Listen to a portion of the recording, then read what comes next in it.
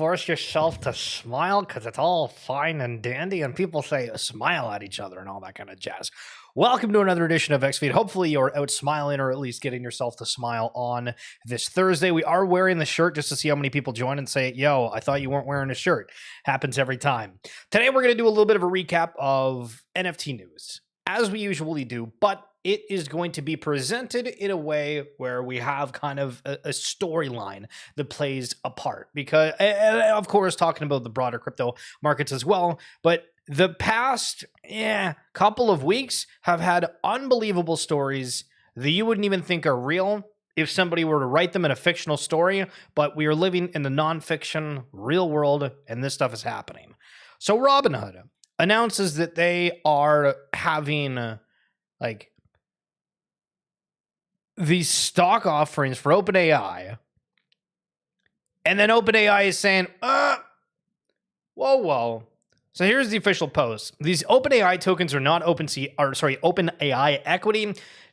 Do you notice that? OpenAI and OpenSea. When did everything become open? Just food for thought. We did not partner with Robinhood. We're not involved in this and do not endorse it. Any transfer of OpenAI equity requires our approval, and we did not approve any transfer. Please be careful. So that's crazy. But then Vlad Tenev, who I think is the guy that was on the presentation and like that big open, I don't know if it was a golf course, but wherever it was, says, at a recent crypto event, we announced a limited stock token giveaway on OpenAI and SpaceX to eligible European customers.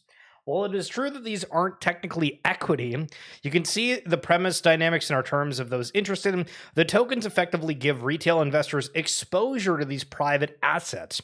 Our giveaway plants a seed for something much bigger, and since our announcement, we've been hearing from many private companies that are eager to join us in the tokenization revolution. Thank you. So, all right, we're like partially lying about what we're offering, but we got more customers from it because of how viral the situation went. Gotta love it. So let's talk on a take here from Verminatch, which sounds like it's not Dungeons and Dragons. There was Margaret Weiss, I think, was the author. Dragon Lance. If you know the fantasy series Dragon Lance, that sounds like one of the dragons that was in that. Anyway, utility turned NFTs into coupons. Here is why. NFTs started as a revolution in art, culture, and digital identity. Somewhere along the way, people started asking the wrong question: what does it do? Well, the reason they're asking that is because there was forkloads of money that were being put into it, where you kind of have to ask, all right, what's the rhyme and the reason? Art became product. Creativity and community was no longer enough. Projects are judged by adding features, perks, tokens. Collectibles have essentially been turned into coupons. Originally, people fell in love with NFTs because they felt something, a connection, identity, and discovery, which I would more argue that people felt like they were a part of a community. And I know that that's something that's kind of a forbidden word here in Web3. Some people love community. Other people are like, it's a buzzword. But realistically, we've talked about people and their need to connect. And if you don't have local friends, if you're not meeting and doing these activities and whatnot, how do you meet other people? And the whole NFT spectrum, especially because it was during COVID, was insane for being able to meet people all around the globe. We fell in love with the meaning and the magic of NFTs, not utility. Utility is supposed to make the space logical, but let's be honest, the space was never about logic. All right, fair enough on the last take on that one, but again, I think that a lot of this is resorting to people being able to connect, and then if things weren't connecting, then it goes down to the price, and but people will want to be a part of something, have that social element, be active, meet people you wouldn't otherwise meet. Avenged Sevenfold, vocalist and Bored Ape Yacht Club member Shadows purchased a new zombie Bored Ape and made it his profile photo. So that's kind of interesting that we have a notable individual. Do you guys remember Wicked Craniums? Wicked Craniums NFT. So this was a collection that was just about like rock and roll in a way. They wanted to do concerts, they wanted to do a whole bunch of stuff, and I actually sold one of these to like the main member of Avenged Sevenfold that then like gave it away on a giveaway on Instagram one day, back when NFTs were super hot, and I was like, what the hell? And so not the first time Avenged Sevenfold have been involved in NFTs, but interesting that they're out there buying over on the Bored Ape Yacht Club side of things. Super Bowl. Are we feeling bullish? Doesn't have the same impact when you try to like say like something exciting and then you just slur the words. It's chalked. But good to see you. Hope you're doing well. So there was a Pudgy Penguin that sold for 11 0.370, $29,000. That's a hell of a lot, right? But Kokino here highlights it. The crazy part is not the old collector waking up and dumps to bids for a clean wizard, which, again, certain traits are worth a little bit more, that one being the case.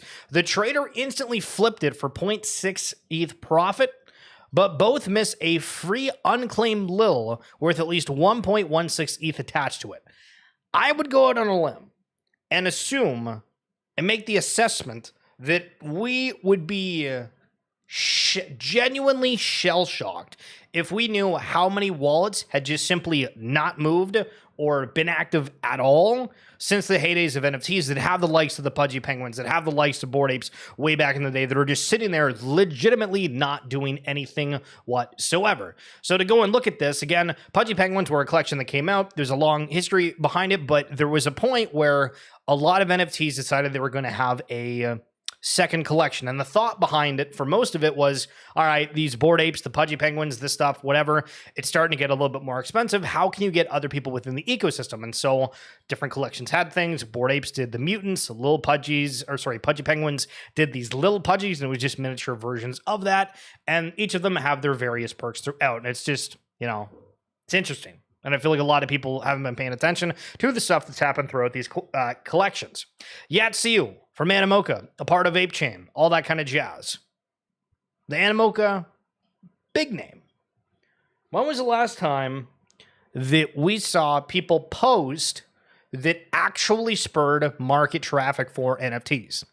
Gordon Goner, one of the co-founding members of Bored Ape Yacht Club, at a time was going out and just buying a whole bunch of random ETH NFTs from notable collections. Immediately, the floor prices rose on all of them. Back in the day, there was the likes of Pranksy, and we've seen other individuals have some sort of pull. Very interesting that we're starting to see some big players on the timeline going out and trying to support people within the various ecosystems here. Does that mean that these guys are looking for more attention? Is there more money being raised? Is it, hey, we have status, we have pull, we need to act upon it? Why is now the time? And so here, take that, and here's an example from Sir Dito, the individual who purchased the Meebits, I was about to say CryptoPunks, but Meebits were the secondary collection to CryptoPunks, similar to how the little Pudgies were for Pudgy Penguins. So let's see what Sir Dito had to say. And this is a message to the Ethereum Foundation. NFT communities across both digital and character-based IPs, or PFPs, are more than just cultural assets on Ethereum. They represent one of the largest and most engaged populations actively using the blockchain today. This so-called JPEG class of 2021 wasn't just a speculative wave. It was the first major influx of users who came on-chain for consumer reasons, to collect artifacts, to join new global communities, and to participate in the creation of avant-garde internet native intellectual property. While millions of people hold crypto through centralized exchanges, it is this NFT native population that continues to drive experimentation with new on-chain products. From meme coins to InfoFi and every meta in between, NFT users are consistently early movers. They test primitives, build narratives, and shape culture. Behind the experimentation is a set of companies focused on building for people rather than protocols. NFT companies have launched L2s, introduced novel token mechanics, and designed UX that resonate beyond crypto-native audiences. They have created products that feel expressive, fun, and social. These are qualities that matter when bringing new users on-chain. This consumer-first energy is one of Ethereum's greatest assets. It may not always grab headlines like a new DeFi primitive or a scaling breakthrough, but it is where culture, identity, and adoption actually happen. NFT communities also act as an embodied distribution network for Ethereum, capable of onboarding new users through storytelling, social identity, and shared ownership. The broader Ethereum ecosystem, including the Ethereum Foundation, should take a more active role in supporting and amplifying these communities and the companies building for them. If Ethereum is to remain the home of on-chain culture, it must nurture the builders who are putting the chain in front of everyday users. Culture is not a sideshow, it is the gateway. So first of all, this is really well written. But when we package it and kind of look, all right, so we have Yatsiu, who's out there trying to get people to pay attention. Hey, we're going out and supporting a bunch of ape chain NFTs. Now we have the Meebits founder. It's like, hey, people that have power over on the Ethereum Foundation, pay attention to what's going on over here.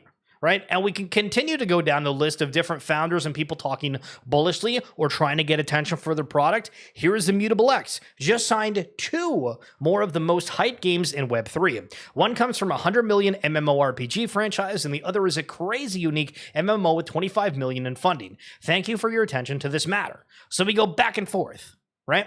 Now's the time to be paying attention to what's going on for these different individuals, but at the same time, is this all talk, or does it feel a little bit different than the previous years when we went into 2024 and said this year is going to be about gaming? When we went into 2025 and said this year is about gaming, is it about culture instead? Is it about DeFi? What exactly is the narrative that's going to grip, and what are the chains that are going to get the traction from this? Off the Grid, one of the Web3 games. One of the assets in-game sold for $3,900. We talked stream earlier on the week of somebody paid a whole bunch for handbags and whatnot. Clearly, if you've been on the stream, we've talked a lot about people buying expensive NFTs. Well, there we go. Another one. And it's going to capture the headlines with these price actions. A little bit of a side note here. I know we talked about soccer jerseys the other day. Ranking the hardest home and away jerseys released so far. So Lyon... okay, cool. The white one's nice. I actually do kind of like the stripe one over on the right, not bad. Tottenham Hotspur. Black one's pretty sweet. White one's fine. I'd probably buy that one if I was going to pick between the two. Genoa.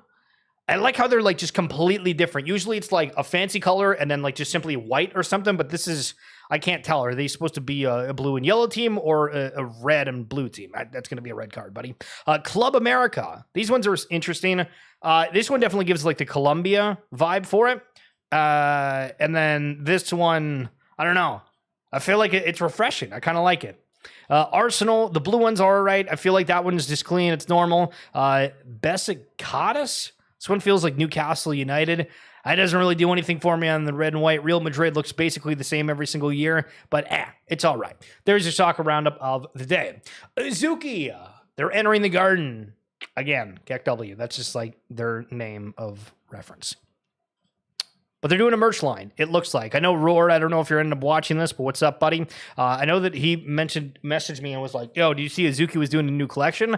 My first thought was, no, there's no way that Azuki goes from doing beans to then elementals to then doing like another collection in this market. There's just absolutely no way. But I guess the collection looks like it's going to be one that's related to merch. So a little bit different. The time capsule. Do you guys remember when everybody was using Blur? Well, the airdrop for Season 4 began. I did it this morning. I got $6 worth of Blast. Now, you might be a little bit confused of how to interact, but just be aware, like, all you need to do is just go to Uniswap and then go to, like, the Blast chain, because it's not Blur tokens they give you Blast to try to get people that are on the network. I've traded a little bit, not of any significance, and I got like a $6 airdrop of Blast. So it's probably not worth your time. I think I might have paid more in the gas token to claim it than what it's actually worth. But people are absolutely rinsing them because they made the announcement in the Discord. They didn't even make it on X. We could give them the benefit of the doubt and say, hey, you know, you don't want to blast it out there in case the system can't handle it. Maybe going through Discord and having people do that in that fashion to then open it up on like the major social platforms. Then, okay, it's a little bit different.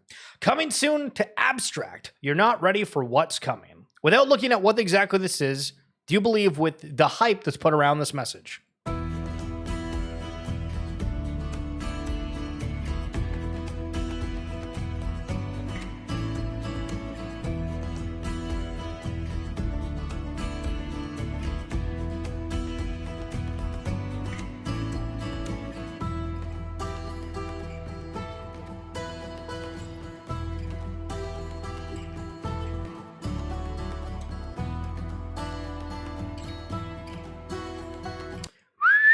Red card, suspended for a week. You're not ready for what's coming, and we show a walking trailer of on some wildebeest. What are we doing? So apparently this is Chronoforge, which we highlighted the other day, the Readyverse world that's being created within that platform. I think the game itself, again, looks like that's coming on Arbitrum, Abstract, excuse me. I didn't realize that, but listen.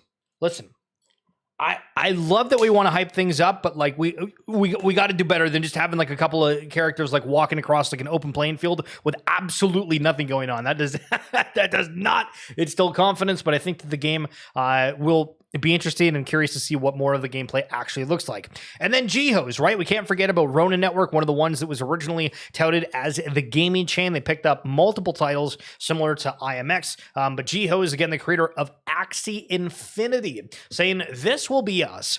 Ron, for Ronin, market cap has gotten to a very low market cap and low liquidity. Great for those with long-term dedication to solidify their positions and remove weak hands, minds from the market. Very interesting that the founder is talking in such a fashion, but it's been a tough time, probably one of the hardest climates we've weathered together, but the sun is breaking through. Been following along, right? And all the verbiage seems to be changing to a little bit more positivity. Doesn't it feel that way? It feels that way. Super Bowl, thank you so much for coming on through, and everybody watching the stream afterwards. I appreciate the hell out of you. And Peckham, I do see you on the YouTube comments all the time after. Thank you guys so much. Tomorrow is a holiday in the States from my understanding, so have fun if you're off tomorrow, if you're in the States. But otherwise, I'll catch you guys tomorrow, and have yourselves a great day today. Peace.